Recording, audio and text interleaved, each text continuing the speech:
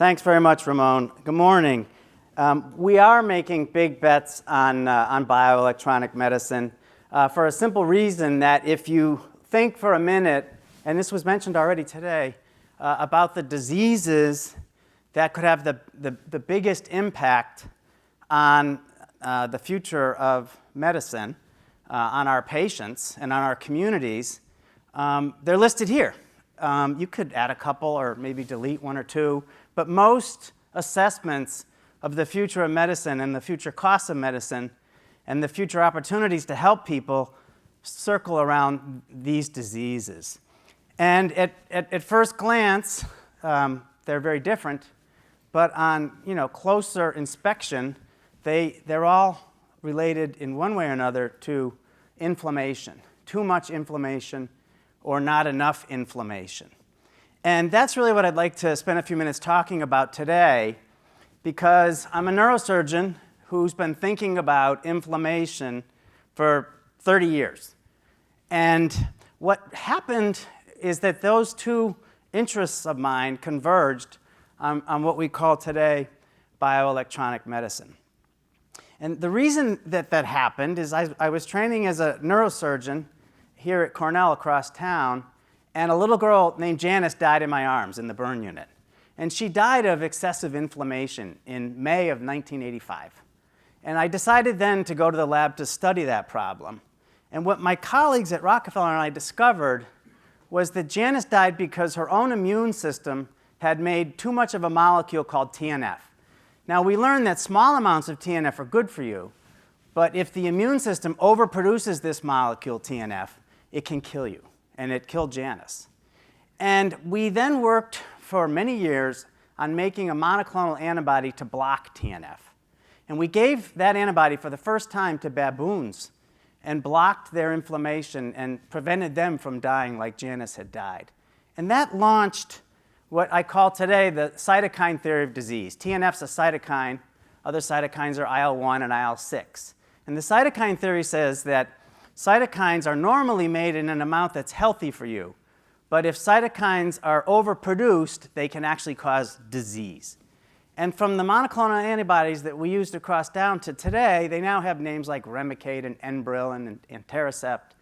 And molecules like anti-TNF and anti-IL-1 and anti-IL-6 are widely used in the world today to block inflammatory disease problems, to the point that they represent 5% of the global pharmaceutical industry. So I was very fortunate to see an idea go from the clinic with Janice to experiments in the lab to baboons, and then to see Phil Mickelson advertising Remicade on TV, all in a very relatively short period of time. But in thinking about this at the next level down, you also have to ask yourself, well, how does the body normally control this amount of cytokines? What are the mechanisms in the body to prevent too much cytokines from being made so that most people don't need to take Remicade or Enbrel? Now, I was a neurosurgeon studying patients' reflexes every day in my office, and I knew that a reflex, as defined by Charles Sherrington in the early 20th century, a reflex begins with an input. And in the case of a knee reflex, it's the rubber hammer on your tendon, on your knee, your patellar tendon. And that reflex culminates in an output, which is the motor signal coming back down to the organ to activate, in the knee-jerk reflex, of course, your muscles of your quadriceps. But this basic principle controls, as a neurosurgeon, you do this all day long. This controls all of normal physiology. Reflexes control blood pressure. They control heart rate. They control gastrointestinal and kidney function. They control liver function. Reflexes control how your body's cells work from day to day, minute to minute, second to second. And you can actually look at pretty much any organ in the body and see how this can line up. So this is a pancreatic islet. In the red cells are islet cells that make insulin and glucagon. And those cells are sitting in the middle of a green network of nerves. Nearly every cell in your body is within shouting distance of a neuron. And these nerves are carrying the information that starts the reflexes by which the brain and the spinal cord control how your organs work to keep you healthy. Now, one of the most important nerves that communicates the status of the organs from the body to the brain is the vagus nerve. And we had the idea that perhaps we could begin listening in to the conversations that are occurring in the vagus nerve.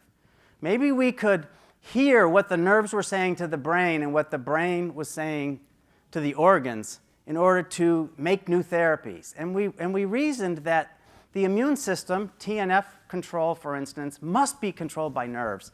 And it just, no one had ever looked for it before. So we began to look. And what we found is that the vagus nerve, which travels from your brainstem to all the organs of your body, is the major conduit carrying information from the immune system back to the brain to tell the brain how much inflammation is going on. Now, many tend to think, especially if you read a lot of the media today, that the vagus nerve is a solid copper wire. It's not. It's more like a neural network. In fact, from the 16th century, we knew that the vagus nerve is comprised of thousands of branches. And if you do a cross-section through any of these branches, you can see up to 100,000 individual fibers inside the vagus nerve. So what you have is like a transatlantic cable. Like that submarine listening to the phone calls, we wanted to listen to the individual signals inside of that nerve to find the ones that might control TNF and IL-1.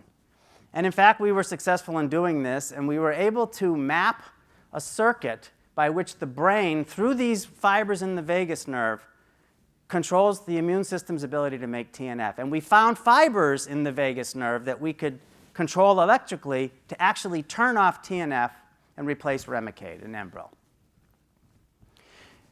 We did that over 20 years of work with 500,000 person hours in my lab and in labs around the world at a cost of millions of dollars. And I thought what I would do for you today is summarize it in 28 seconds. The signals travel down the nerve to the spleen, and inside the spleen, the electrical signals release norepinephrine, the chemical signal, which interacts with a T cell shown there in green.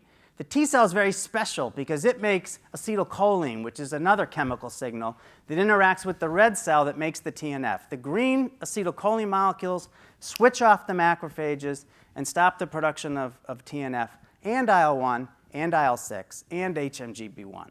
So from understanding this, from the back of a napkin, literally in 1998, we could sketch the idea of putting a nerve stimulator onto the vagus nerve, turning on those fibers to turn off the TNF, and try that experiment in humans. And you've already heard today that it works. And it's one of the most amazing things to see a patient who is benefiting from an idea in the laboratory. And you're all going to get to hear from one later this afternoon, from Kelly. The first patient that was treated with this idea was actually treated in Bosnia. And in Thanksgiving week, the week before Thanksgiving in 2011, I flew to Mostar, Bosnia. And I know what you're all thinking. God, Kevin looks a lot older today. But it was 7 years ago. The guy to your right is the patient. And then that's his doctor, the woman. And the chairman of the department has his hand on her shoulder, and that's the electrophysiology technician from the hospital on the top of the mountains in Mostar, Bosnia. I asked him what happened. He said, well, I had rheumatoid arthritis, and I was on my couch for years. I couldn't play with my kids. I couldn't play ping pong. I was homebound, and I couldn't work. And I said, then what happened? He said, they put the device in on Labor Day, September of 2011. Within a few weeks, he felt good enough to play ping pong. He felt so good, he ran outside and started playing tennis after being on the couch for years. And so he promptly injured his knee, which is a disaster because it counted as an arthritic score in his DAS-28 score. So his doctors told him, take it easy until the trial's over. True story.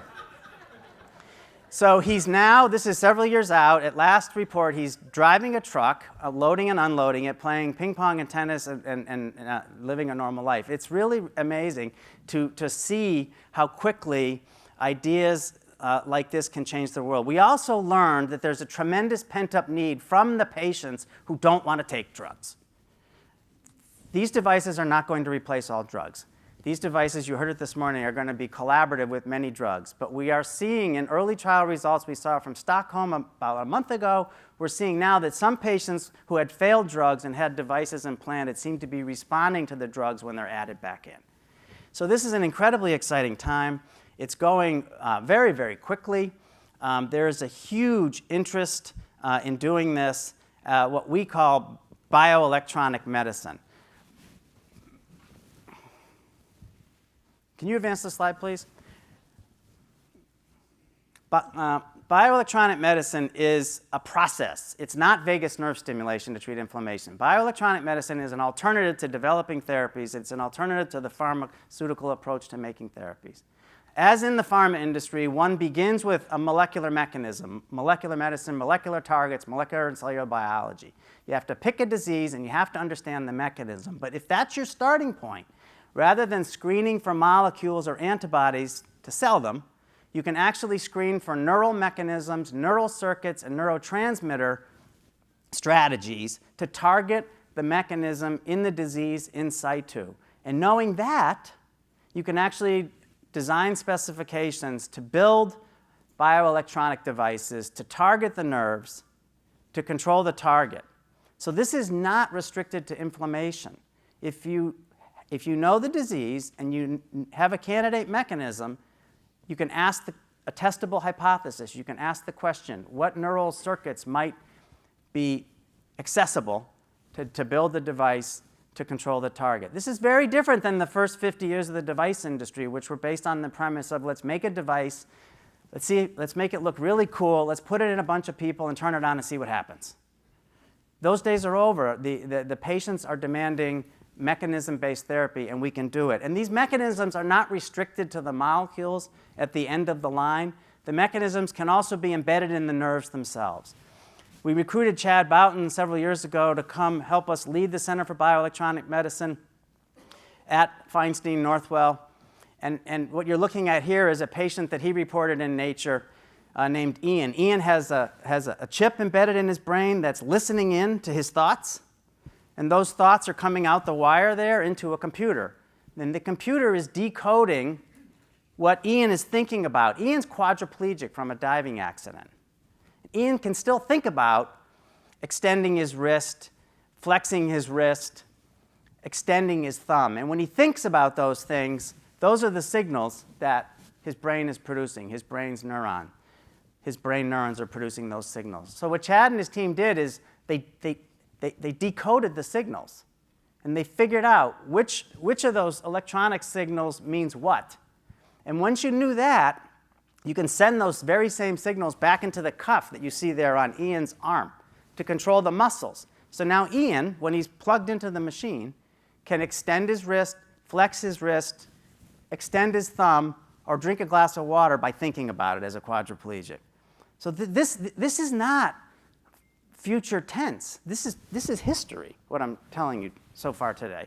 And what's coming in the future is being driven by a tremendous pent-up need by the patients, by tremendous opportunities we have with advances in neuroscience, molecular medicine, and technology.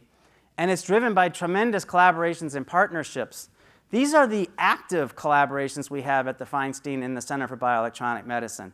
With DARPA and SRI, we are aggressively pursuing decoding the signals so we can listen in like that submarine to every phone call and know what to say back.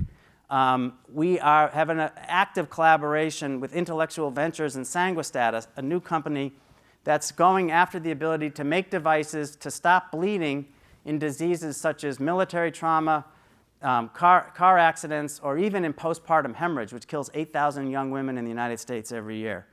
You've heard from SetPoint today. You're going to hear more later. With GE, we are actively pursuing strategies to stimulate nerves in a therapeutic way that could be very, very important in the future. And with the NIH, we're actively pursuing decoding vaccines, reasoning that when you get your vaccination, the nerves know it too. And can we listen to those signals and make an electronic vaccine that could be distributed in a way that wouldn't require needles?